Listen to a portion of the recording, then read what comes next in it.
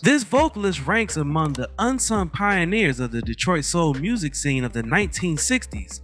The centerpiece of today's video is all about Jackey Beavers.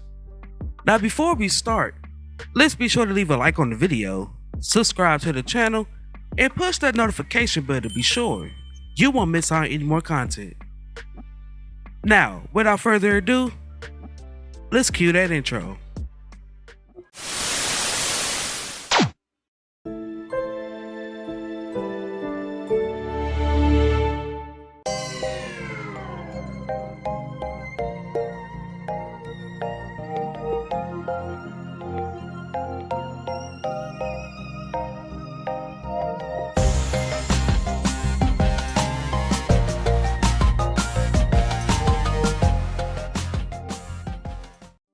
Robert Louis Beavers was born on June 19, 1937 in Cartersville, Georgia. Beavers enlisted in the United States Air Force after graduating from high school. During his time in the service, he was stationed at Fort Custer near Battle Creek, Michigan, where one of the camp club's regular highlights was a talent competition. While Jackey routinely won the competitions, ones he did not win were won by a man named Johnny Bristol.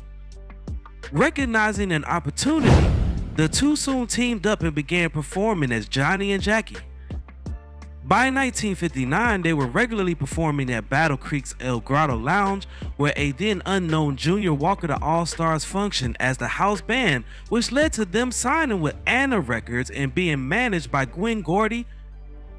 The duo debuted in February 1960 with the single, "Let's Go to a Movie, Baby." Please, please, please come on, babe. Another song followed Hoy Hoy in September. I don't joke now, baby, please, please. But when Gordy's business partner Billy Rockwell Davis left Anna to start his own label, she and her husband Harvey Fuqua formed Tri-Fi, a new imprint. Johnny and Jackey accompanied her in their 1961 single, "Carry Your Own Load," was a little regional hit. That's what my daddy said. Mama said, son. The duo's biggest record, "Someday We'll Be Together," written by Beavers, Bristol, and Fuqua, followed a year later.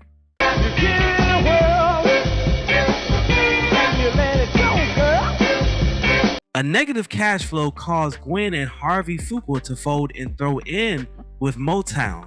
The duo became Motown artists and songwriters by default. After one final single, "Baby Don't You Worry," Johnny and Jackey split.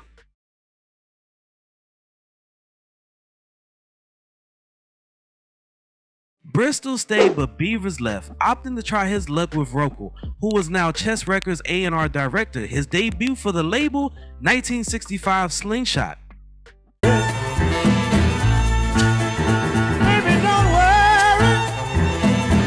Would prove Beavers' biggest solo hit, but his tenure with the company nevertheless proved brief, and he spent the next several years skipping from label to label, generating a series of singles such as "Lover Come Back," I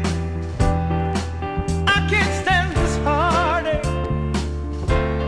"I Need My Baby," Jukebox is playing familiar melodies.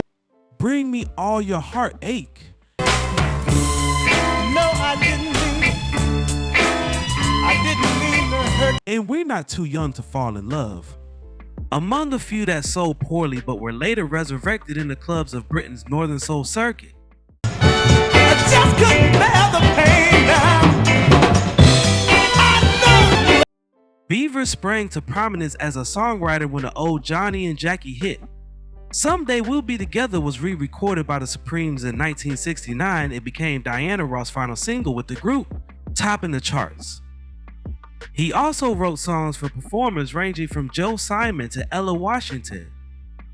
Before returning to Cartersville, he worked as a producer and recording artist at Soundstage 7 Records, which was owned by John Richburg and operated in Nashville after a period managing a nightclub called Brothers 3. Jackey gave the club to his brother since he discovered he disliked working in this aspect of the music industry. Beavers returned to college, where he acquired a degree and was ordained as a minister, first at the New Hope Baptist Church and then at the Glory Harvester Church. He recorded many gospel albums for the Glory record label, including the Inspired in 1977, Refreshing in 1986, and We Are God's Children in 1988. From 1983 until 1990, he was the executive assistant for minority affairs and small business to Georgia Governor Joe Frank Harris. In particular, he served as a liaison between the governor and the African American community, working with civil rights commissions, groups and task forces, as well as small companies.